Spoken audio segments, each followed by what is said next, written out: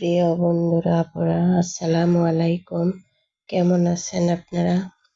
আশা করছি ভালো আছেন। আমিও ভালো আছি।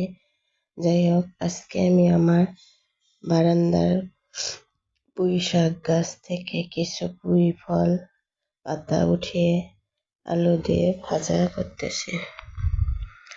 আর রাইস কুকারে আবার বসিয়েছি বাঁধাকপি চিংড়ি মাছ দিয়ে। আমি আবার পুঁই শাকের ফল পাতা এভাবেই রান্না বা ভাজা করি।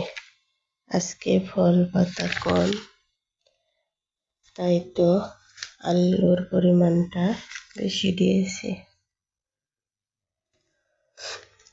পানি একদম দিইনি, একটু সময় ঢাকনা দিয়ে রেখেছিলাম।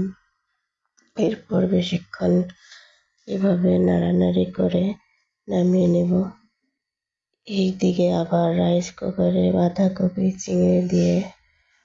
চিংড়িও হয়ে এসেছে। এটিও প্রায় ভাজা ভাজা।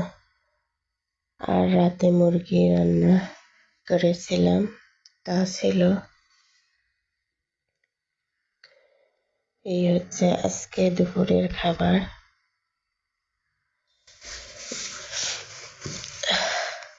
এই যে মুরগির মাংস দেখাচ্ছে আপনাদের।